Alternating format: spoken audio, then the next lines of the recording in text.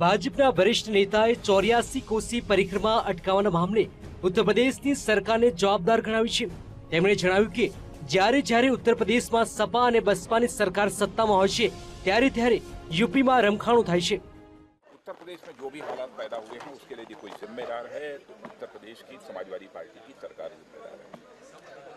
और इसके पहले भी लोगों ने देखा है कि जब जब भी समाजवादी पार्टी की सरकार आती है, बहुजन समाज पार्टी की सरकार आती है, तब तक वहाँ पर सांप्रदायिक तनाव और दंगों की घटनाएं होती रहती है। तो भोपाल में एक कार्यक्रम में भाजपा सांसद कैलाश जोशीए परिक्रमा मामले उत्तर प्रदेश सरकार पर प्रस्तार पाड़ी है। जोशीए કહ્યું કે સપા સરકાર દેશના સાધુ સંતોની આસ્થા સાથે અન્યાય કરી રહી છે। તેમણે આક્ષેપ કર્યો છે કે 84 કોસી યાત્રા પર કોઈ વિવાદ ન હતો અને ન તો કોઈ પ્રકારનો તણાવ હતો, પરંતુ यूपीની સરકારે અમુક સંપ્રદાયના મત માટે यात्रा पर प्रतिबंध મૂકી દીધો। केंद्रीय मंत्री को सहयोग करना चाहिए और इस मामले को हम लोग संसद में भी उठाएंगे और विशेष सहायता की मांग करेंगे। वैसे अभी तक सेना वेना की कोई सहायता तो मिली है, लेकिन केंद्र शासन से जो सहायता चाहिए इसका निराकरण करने में, जो हानि हुई है उनको सबका क्षतिपूर्ति मुआवजा देने में, उसकी व्यवस्था भी नहीं हुई है। हम लोग दिल्ली में जाकर इसके बारे में बात करेंगे। बीजी बाजू बहुजन समाजवादी पार्टीना सुप्रीमोए भाजप અને સપા પર નિશાન તાક્યું। તેમણે કહ્યું કે ભાજપ વીએચપી જેવા સંગઠનોની આડમાં સાંપ્રદાયિક રાજનીતિ કરી રહ્યું છે। આગામી લોકસભામાં મત અંકે કરવા દરેક પક્ષ અલગ અલગ પ્રકારનું રાજકારણ રમી રહ્યું છે। कि उत्तर प्रदेश में समाजवादी पार्टी और बीजेपी अपने बीएचपी व अन्य संगठनों की आड़ में ये दोनों पार्टियां अर्थात समाजवादी पार्टी और बीजेपी अंदर आपस में मिलकर देश में इस बार होने वाले लोकसभा आम चुनाव को ध्यान में रखकर अपने अपने राजनीतिक स्वार्थ में यहाँ उत्तर प्रदेश में 84 कोसी परिक्रमा यात्रा करने की आड़ में सांप्रदायिक सौहार्द को बिगाड़ने की कोशिश में लगी हुई है।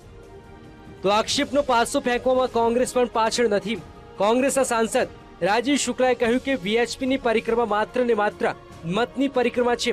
રાજીવ શુક્લાએ ધર્મગ્રંથોને ટાંકતા કહ્યું કે શાસ્ત્રોમાં ચાતુર્માસ દરમિયાન સંતોને પરિક્રમા કરવાની મનાઈ ફરવામાં આવી છે, તેથી આ પરિક્રમા કેવળ ચૂંટણીને અનુલક્ષીને જ કરવામાં આવી રહી છે। तीसरी बात उत्तर प्रदेश को लेके है कि वो एक तनाव और टकराव की स्थिति पैदा की जा रही है कोसी परिक्रमा को लेके, ये 80 कोसी परिक्रमा को लेके। मुझे लगता है ये शास्त्रों के खिलाफ, शास्त्रों के विरुद्ध है। जब ये चातुर्मास चलता है, ये चातुर्मास के समय शास्त्रों में लिखा हुआ है कि संतों को एक स्थान पर रहना चाहिए। संतों को चातुर्मास में जो है परिक्रमा करने के लिए शास्त्रों में नहीं कहा गया, बल्कि रोका गया इस चीज़ से।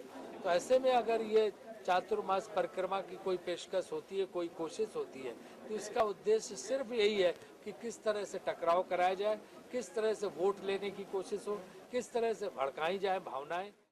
तो કોંગ્રેસના સાંસદ કમલનાથે ભાજપ પર સંસદ ન ચાલવા દેવાનો આરોપ મૂક્યો છે અને ભાજપના પ્રયત્નોને દુર્ભાગ્યપૂર્ણ ગણાવે છે। તેમણે જણાવ્યું કે ભાજપે મુદ્દાઓ પર ચર્ચા કરવાના બદલે કાર્યવાહીમાં ખલેલ પહોંચાડવાનું બંધ કરવું જોઈએ। Raise anything, and this practice of disruption instead of discussion is a practice which is very unfortunate for the parliamentary system.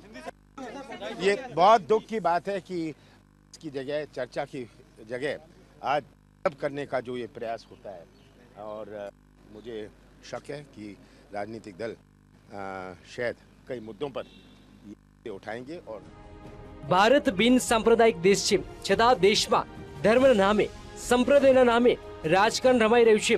દેશના નેતાઓ જનતાને ધર્મનું અફીણ પીવડાવી રહ્યા છે, પરંતુ જનતા હવે જાગી ગઈ છે અને નેતાઓની નિયત પણ પારખી ગઈ છે, એટલે હવે તે ભરમાવાની નથી।